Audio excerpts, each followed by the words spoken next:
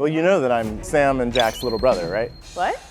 When we started Anduril in 2017 as kind of the pariah of Silicon Valley. People will think about us as like a hardware company, but the core of everything that we do is actually software. Our interview with Alex Karp when we were walking around the office at Palantir. He's got to keep moving, right? Yeah, got to keep exactly. moving. Can't sit down. Once you mentioned that, I've been thinking that the whole time. I'm like, I don't know if I even feel comfortable in this chair. Like, 3 of the co-founders were from Palantir, and then a bunch of our early team were from places like Tesla and SpaceX, where there was already a lot of government intersect. From day one in Anduril, we were starting from where Palantir was in year 10. Defense as a sector is multi-domain, and so you have things under the sea, things on the surface of the sea, ground vehicles, aerial vehicles, and space. The Anduril strategy is we want to cover the whole gamut. The most annoying lesson I've learned from Peter Thiel is that he's always right. When he talks, you need to take it very seriously.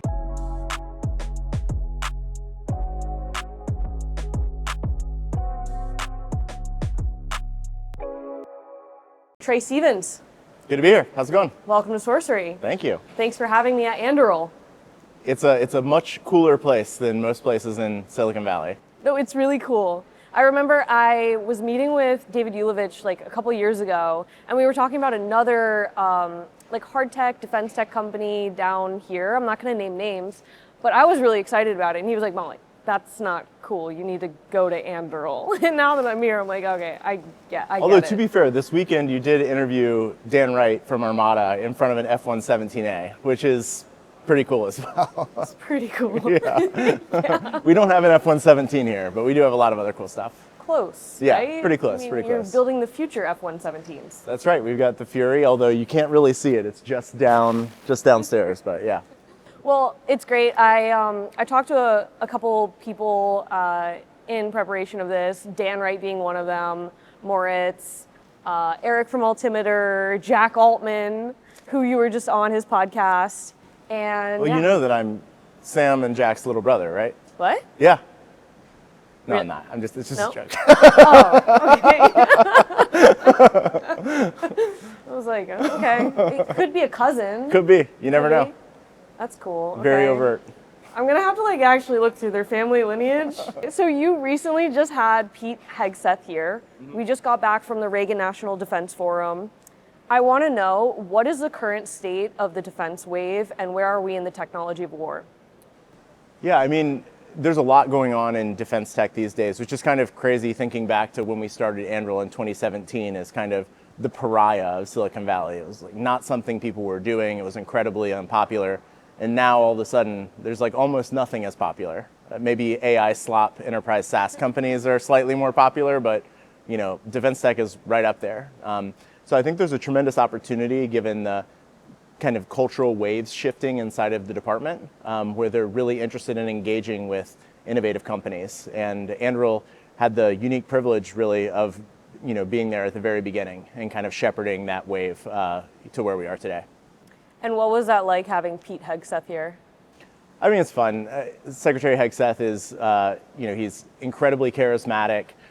He understands the problems that are going on right now, and he really gets kind of where Anduril fits into that equation. So not only, the secretary, but also his entire senior leadership was here. And so being able to interact with Undersecretary Duffy, Undersecretary Michael, General Counsel, it was a really cool opportunity, not only for Anduril's founders, but also the entire team who got to all interact with him during that day as well. It's exciting.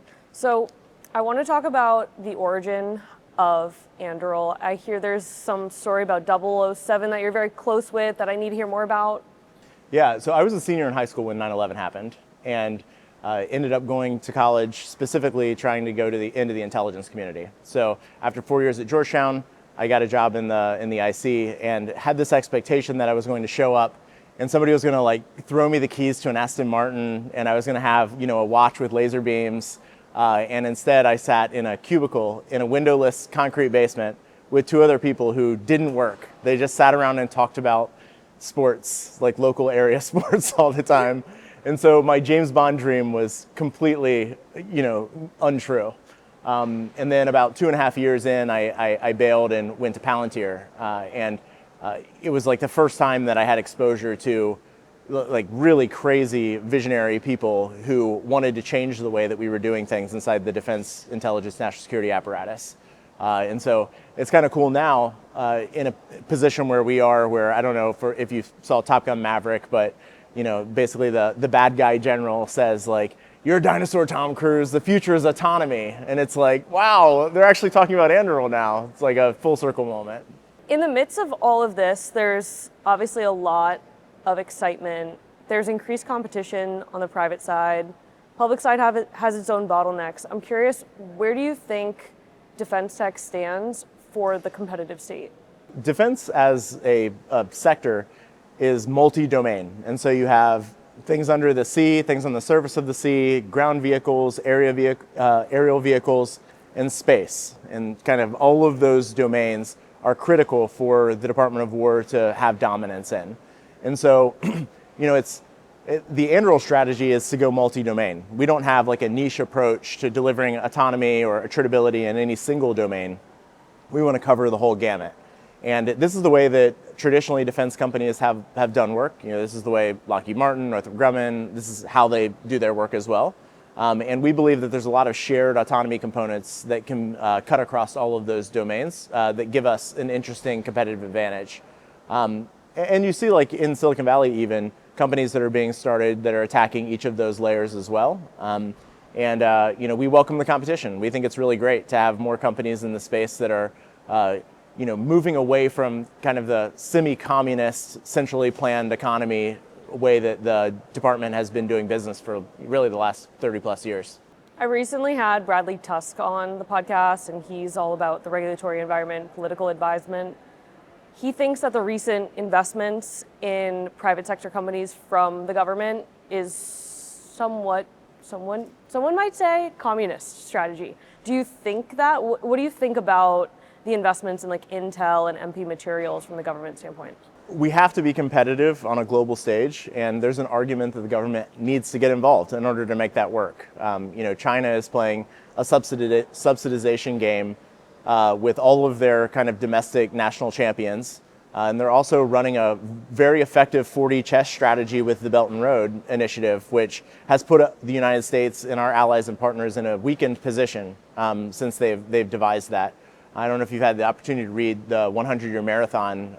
It's a brilliant book and basically talks about how Chinese culture has taken a very different approach to Western culture in the way that they are seeking dominance. We have a tendency to show our strength at every stage, whereas the Chinese strategy for a long time was, bide time, don't show your strength, and then once you're at a position of dominance, you can strike. And this has been the success of Belt and Road, is that they've gone out and they've done this to the point where they're now threatening us for global power dominance, which is really important for our ability to set standards and be global leaders and enforce ethical pathways of deterring conflict. And so I think the strategy that the government is taking, you could criticize the very specific aspects of it, like should we have taken ownership in Intel as part of a social security strategy or something like that. You could criticize the specifics of that, but we have to secure raw materials. We have to maintain access to cutting edge semiconductors. There's all of these things that we have to do, and I'm glad that the Department of Commerce, Secretary Lutnick, and others are thinking critically about how to make that work. In American Affairs, you wrote, "The factory is really the weapon." Right. Could you share more about that? Yeah. For decades and decades, the United States was the global manufacturing powerhouse. I mean, we had the ability during World War II to outproduce our adversaries. And, you had companies like Ford that turned over their production lines to build bombers for the Allied war effort. Fast forward to the last 30 years, the fall of the Soviet Union, we've atrophied massively in our manufacturing chops. We offshored a lot of manufacturing work to lower cost labor locations like China. And not only did they soak up a lot of that manufacturing capacity, but they also developed advanced tooling and know-how to build the things that we use every day, whether it's the microphones that we're wearing today or the iPhones that are in our pockets. And so at this point, even if there was complete labor cost parity, we still don't have the ability to just magically reshore a lot of these critical components that are going to be important to the next 50 or 100 years. And so, we're in this place where we really need to reindustrialize. It's incredibly important. It's incredibly important culturally, geopolitically, strategically. And, this is what Anduril is really focused on right now, is bringing back our ability to not build hundreds of things or thousands of things, but tens of thousands of things or hundreds of thousands of things efficiently, scalably, and to do it in a way that enables us to retain that magazine inventory advantage against our adversary. And so I think that's really what I was saying with the factory is the weapon, because without the factory, you have no weapons. Yeah, in previous wars, World War I, World War II, the United States had to utilize non-traditional weapons factories to create weapons. So are you doing everything here internally, or are you also outsourcing and finding different ways to manufacture? We have a lot of manufacturing partners. Obviously, we're not building every subcomponent of everything that we're building. So we're working with other vendors, we're working with other machine shops, we're working with other manufacturers, and then we're pulling it all together generally in our own facilities. But we're in the first quarter of next year, we'll be opening our soon-to-be 5 million square foot factory campus called Arsenal 1 just outside of Columbus, Ohio, which is where we'll start ramping up our collaborative combat aircraft to the autonomous fighter plane production. And we have other facilities around the country. We have shipyards, we have loitering munition assembly that's happening in Atlanta, Georgia. We do some stuff right here in Costa Mesa at our headquarters. So I imagine that there will be multiple factories across not just the United States, but across allied and partner nations as well, where we're ramping that manufacturing muscle at the same time. What was it like to open up Arsenal 1? I know it's under development, but choosing Ohio, where you're from, what was that like? Yeah, at some point when we got down to the final 3 states, I realized that the bias was going to look really bad to the company. So I just kind of sat back and I'm like, you know what, I don't want to push this. I think Ohio is great. Obviously, as a native Ohioan, I thought it would be awesome to land there. The reality is that when it comes down to just a competition for, where we were going to end up doing this, and that was some combination of facilities, the access to utility scale, power, water, things like that, as well as a labor force that could scale with us as we grew out to that 5 million square feet. Ohio just had the most competitive opportunity or offer for us. So we kind of natively ended up going there.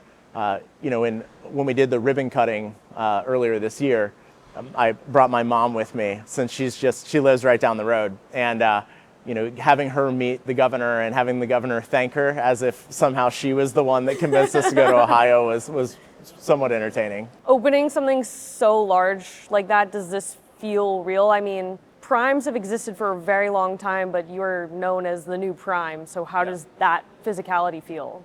Well, I'm certainly experiencing the realness of it with all the LinkedIn messages from my high school classmates that I haven't heard from in 20 years that are now looking for jobs. Yeah. So it feels pretty real.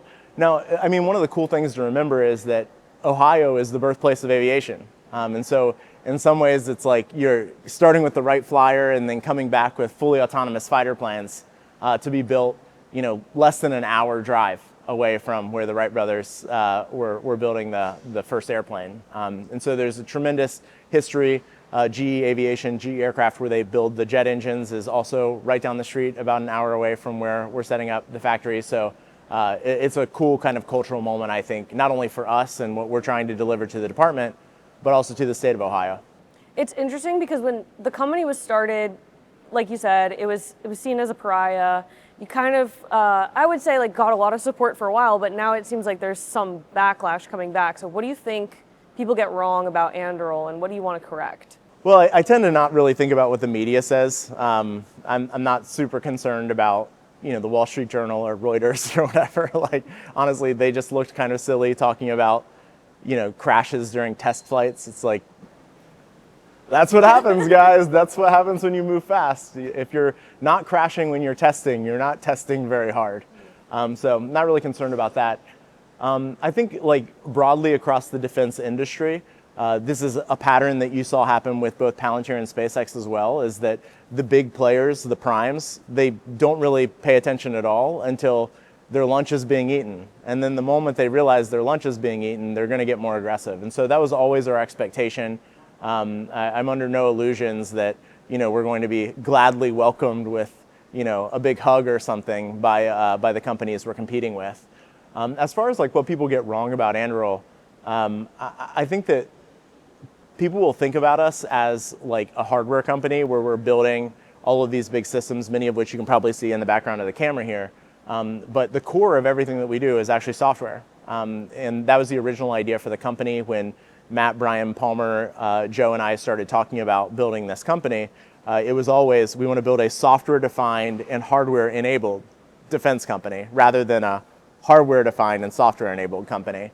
And so most of the people that are sitting around in this office today are writing software, actually. Sourcery is brought to you by Brex, the financial stack trusted by more than 30,000 companies, including 1 in 3 venture-backed startups in the US. Nearly 40% of startups fail because they run out of cash. Brex is literally built to help founders avoid that. Unlike traditional banks that let your money sit idle, chipping away at it with fees, Brex is designed to help you spend smarter and move faster. Their all-in-one solution combines checking, treasury, and FDIC protection into one powerful account. You can send and receive money globally at lightning speeds, get 20 times the standard FDIC coverage through their partner banks, and even high yield from day one. With same-day and even same-hour liquidity, access your funds anytime. Companies like Scale AI, DoorDash, ServiceTitan, HIMS, Anthropic, Flexport, Robinhood, and Plaid trust and use Brex. Start today at brex.com/sorcery. That's BREX.com/sorcery. In today's high-speed business world, staying ahead means using the smartest tools possible, including the powerful capabilities of artificial intelligence. Meet Turing Intelligence. Turing builds customizable AI systems designed to solve your mission-critical challenges no matter your industry. From expert guidance to tailored projects, Turing helps top companies realize AI that's more capable, more adaptable, and more effective. With Turing, discover how AI can accelerate your business growth. To learn more, visit turing.com/sorcery, spelt SOURCERY. That's turing.com/sorcery. We always had sort of an unfair advantage in that, 3 of the co-founders were from Palantir, and then a bunch of our early team were from places like Tesla and SpaceX, where there was already a lot of government intersect. I spent 6 years at Palantir learning how to sell to the government, made every mistake you could possibly imagine. And so we didn't have to do that. And from day one in Anduril, we were starting from where Palantir was in year 10. And so kind of a great cheat code. What was your biggest lesson from Palantir? I mean, there are so many. I wouldn't say that there's any one. It's kind of like death by 1,000 cuts. Like, you have to hire a strong government relations team because your customer is not the budget appropriator. Like, they're not the same. So you have to be able to work the administration, you have to be able to work Congress, you have to work political appointees in the department and the customer, the person that will be using the tech at the end of the day. And so you really have to understand that stack.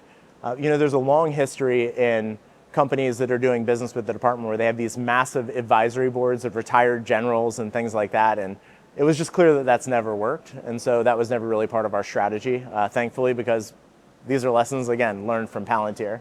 I'm super grateful for, the trailblazing that was done by people like, Elon, Gwynn, and Tim at SpaceX, and Karp, Sham, and Lonsdale, and Aki, and others at Palantir. So just feel really lucky to have been able to benefit and stand on the shoulders of those giants. One thing that was kind of the central focus of our interview with Alex Karp when we were walking around the office at Palantir.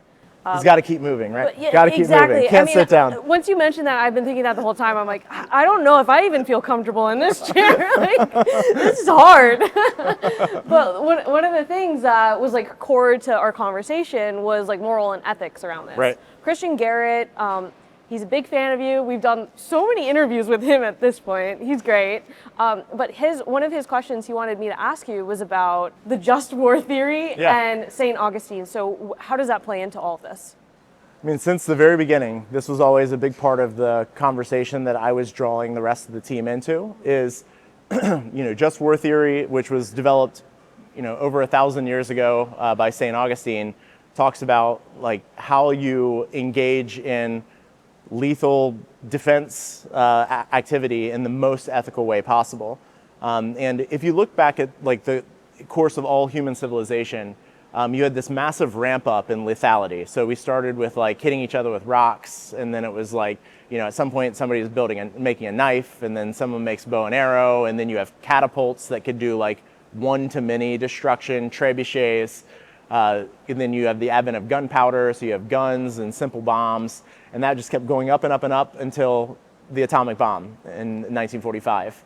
And at that moment, I think humanity looked around at each other and they said, I don't think we want to do this. Like, global nuclear war is a pretty bad bet. And so from then until modern day, you see the climb back down the ladder. And so you had precision guided munitions. You see like some of the counterterrorism work we were doing was literally shooting non-explosive AIM-9X missiles into windows to take out individual targets without blowing up buildings, no collateral damage. We've become really, really good at being accurate. And so people are constantly talking about kind of the freak out of the intersection of AI and defense and autonomy, and what does that do from an ethics perspective.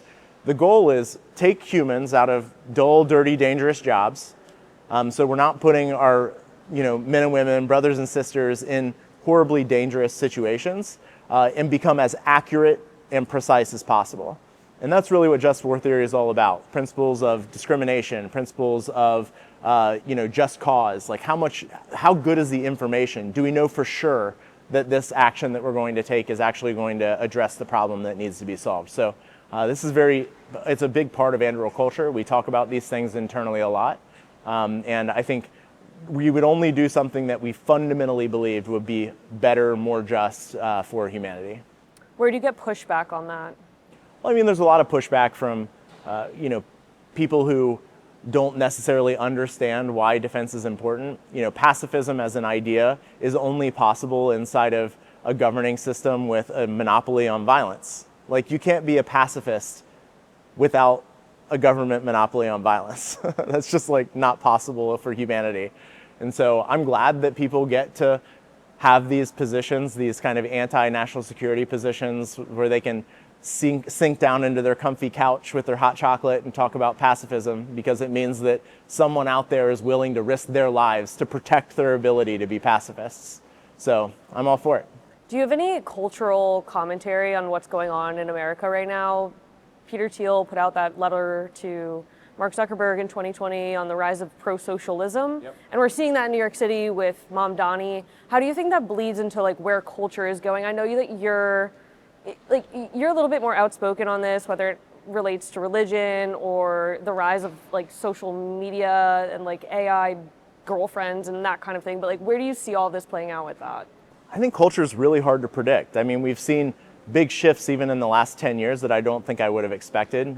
There's a lot of surveys that show that for the first time in modern civilization, you have more women or more men in the most recent generation in Gen Z going to church than women. It's like that has never happened before. 10 years ago, if you had asked me like, do you think Gen Z will have a rising church attendance and it will be more men than women? I would have gotten that answer totally wrong. So I'm not sure that I would be able to predict this stuff necessarily. But I think, you've probably seen the meme like, hard times create serious men create easy. I think that's kind of the moment we're in, as people realize that, man, being serious is very important. And there's more important stuff out there than monkey JPEGs and, AI slop. And I think it's an opportunity for people to step into a good quest. And so I'm hopeful, at least, that we're in a moment of a transition from slop to good questing. And Anduril's amazing marketing definitely helps with that. It does, yeah. I mean, when we started the company, the idea was, how do you build like an Apple for defense rather than the traditional model? So if you were to ask a normal American citizen, like, who makes the F-16? They would probably know. They would be able to envision in their head what an F-16 looks like. They would have no idea who built it. It's just like not part of cultural knowledge. Our goal at Anduril is we want everything that we build, everything that you see, to invoke Anduril. Not just the product or the thing that it does, but who made it. And the reason that that's important is that it needs to serve as a halcyon call to people, that you can build effective things, low-cost things, attritable things, innovative things that are moving the needle for humanity, and they can be beautiful, and they can remind you of the grasping of human potential.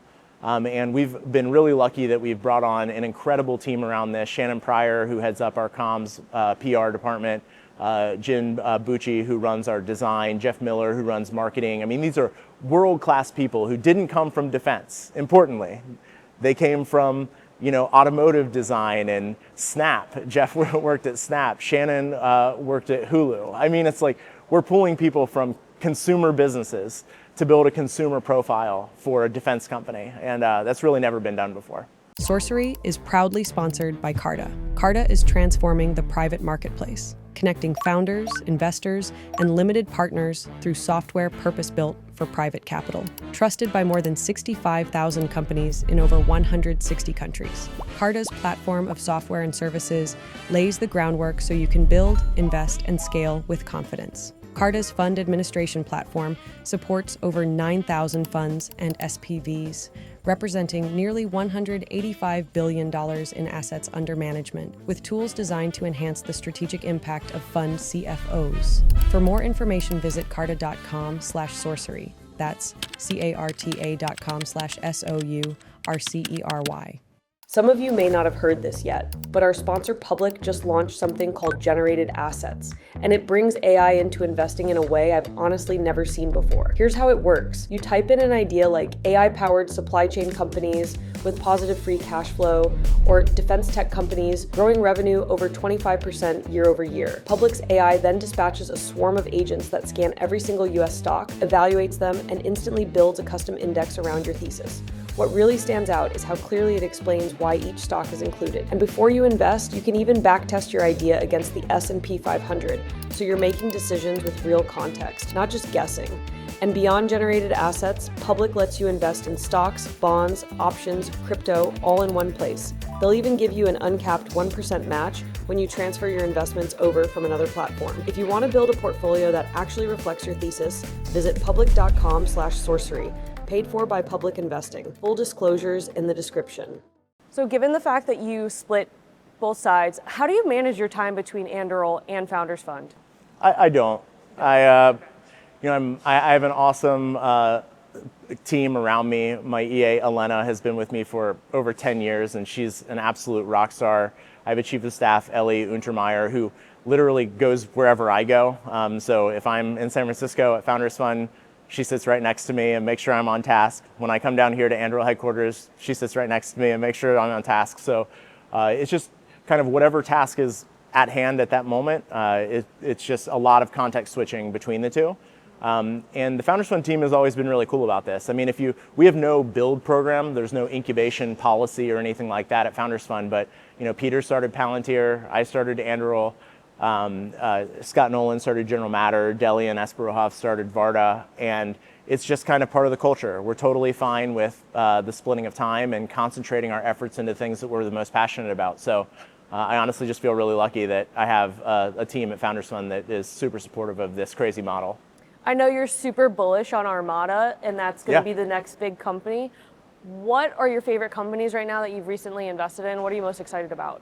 Yeah, I mean, the Founders Fund strategy is to be highly concentrated into a small number of companies. And so aside from the ones that I just talked about, which are the ones that our team built themselves, I'm very excited about what Varda is doing, very excited about General Matter, which is a nuclear fuels company. We did a great interview with Scott on General cool. Matter and went out to Paducah for the groundbreaking. Yeah. It's super cool. I was out there for the dinner the night before. Yeah. I had never been to Paducah before, which is Lovely. weird given that I'm just from like 2 hours up the road. Also excited about Armada. I think edge compute for AI is going to be really important in this next decade. Cognition, the AI coding company, is a large position for us. There's a company called Forge that's doing AI workbooks. I don't know if you've met Marky Wagner, the founder there before, but I'm super excited about that. I don't know. I mean, I could run through like the entire Founders Fund portfolio. I think there's a lot of cool opportunities out there. The important thing is the kind of the word that I would give to young founders or aspiring founders is don't be an aspiring founder. Like standing in front of a whiteboard and writing down a bunch of AI slop ideas is not a good way to start a company. Like you need to have an idea that's novel, that's original, and it should keep you up at night. And that's the only reason you should ever start a company. And I think Founders Fund is kind of uniquely focused on that, and that shows in returns. Much better returns when you have highly passionate founders working on something that they were like almost called to in a vocational sense. From your time at Founders Fund, what's the biggest lesson you've learned from Peter Thiel? Oh, I mean, the most annoying lesson I've learned from Peter Thiel is that he's always right. And it's really, really, really annoying. I can't tell you how many times he's said something and the whole team just like kind of rolls their eyes. And then 5 years later, Donald Trump is president. And you're like, oh man, Peter does not miss. This goes back to your point. And, he was talking about what happened with Mamdani 5 years ago. I mean, that's crazy. So I think the number one lesson I've learned is that when he talks, you need to take it very seriously because he's probably onto something.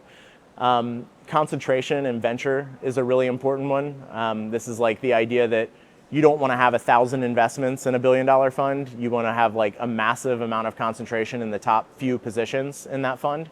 And that's something that has been really useful to us from a returns perspective. And then more related to Anduril, it's the 0 to 1. Everything he talks about in his book about avoiding competition. It really does not make sense, or would not have made sense for Anduril in 2017 to go and compete in these highly, crowded marketplaces. We went and targeted an area where there were no venture-backed players at all.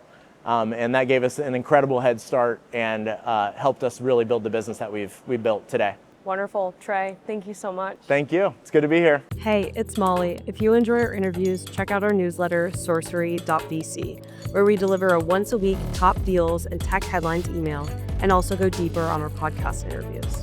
Subscribe to Sourcery today. And don't forget to subscribe to the podcast on YouTube, Spotify, Apple, or wherever you listen. Link in description to sign up.